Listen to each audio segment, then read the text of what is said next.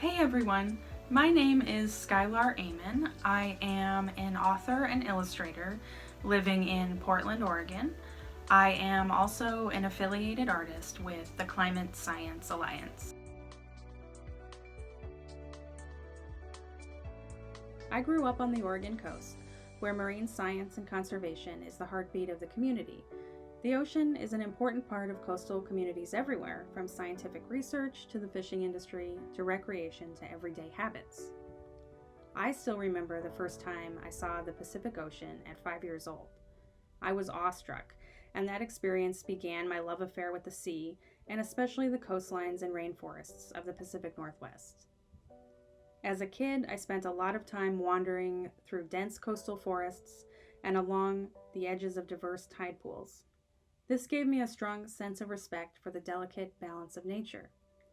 With the incredible biodiversity of the Pacific Ocean and its coastline basically in my backyard, it was impossible for me not to be inspired by the sea, and to develop a lifelong urge to protect it.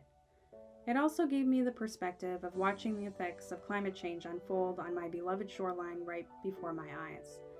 From rising temperatures to ocean acidity to the sea star wasting disease and the current decrease in gray whale numbers, the effects of climate change are very real and are all around us. As an artist, my background is in drawing, printmaking, and bookbinding. For many years, I focused on making zines, which are small, self-published books filled with art or writing or both. I also made lots of watercolors and drawings inspired by science, the climate, and the ocean. These days, I make ocean and nature illustrations for kids and adults alike. A lot of my work can be categorized as sci art, which is short for science and art. This means art inspired or influenced by science in some way and used to communicate scientific ideas. This can mean encouraging a sense of wonder in a child through a richly illustrated nature illustration, or a simple cartoony drawing of a shark with some quick facts that anyone can understand. A couple of years ago, I created this piece, which I call Mermaid in the Plastic Ocean, to raise awareness of the single-use plastic pollution problem that plagues our world's oceans. Now, mermaids are not real, but they inspire in us a sense of wonder, of magic and possibility, of idealism and romance and the power of the sea itself. Mermaids are imbued with centuries of history, mythology, and storytelling. With this illustration, I wanted to harness that power of the mermaid to show the devastation and risk to our seas. Juxtaposing a supernatural, fictitious creature like a mermaid against a backdrop of mundane, everyday, and very real discarded plastic garbage creates a sense of tension based not only on data around marine debris, but also on the emotion we feel for such a recognizable and empathetic character. I used the same balance of science and story for my debut picture book, which is called Lloyd Finds His Whale Song, and was recently published by Page Street Kids. This book is a story of a little humpback whale whose voice is too quiet to sing the whale song. He seems destined for silence until he finds a mysterious ukulele in the kelp forest and must use it and his newfound voice to help his family out of danger. The story incorporates real-world concerns about noise pollution and whale song, but at its heart, it's the story of a little whale finding his voice. While it is a story about a main character finding his voice and his confidence and connecting with his family, the main conflict centers around the very real issue of noise pollution. In this case, it's a ship, which can directly interfere with whales' ability to communicate with one another.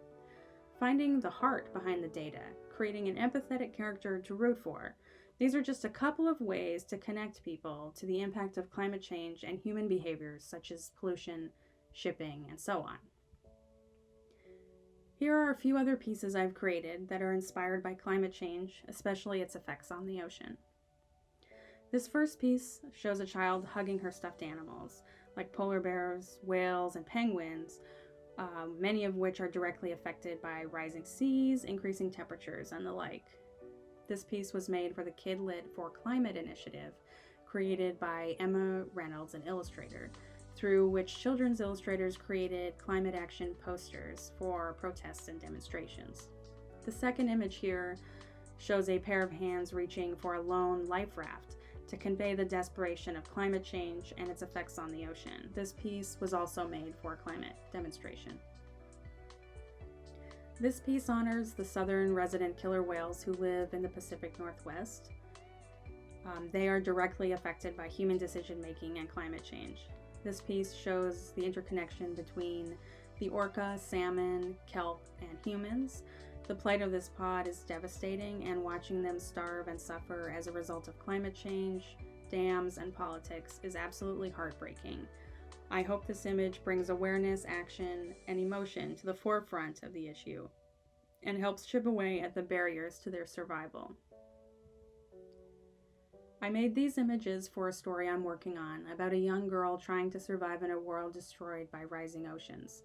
I wanted to convey a sense of danger, beauty, and survival to hopefully connect the viewer through a sense of wonder, empathy, and a desire to learn more.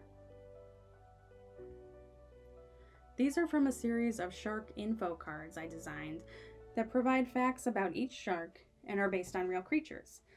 But with my love of storytelling and humor, I had to embellish them a bit with googly eyes and sly grins to help convey a sense of character and connection for my viewers.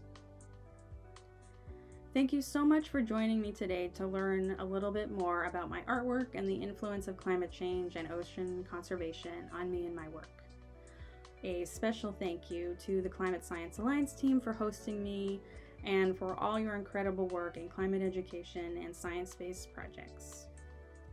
If you want to learn more about me and my art, you can check out my website at skylaaramann.com, or you can visit me on Twitter and Instagram. Thank you so much, everyone. I hope you have a great day.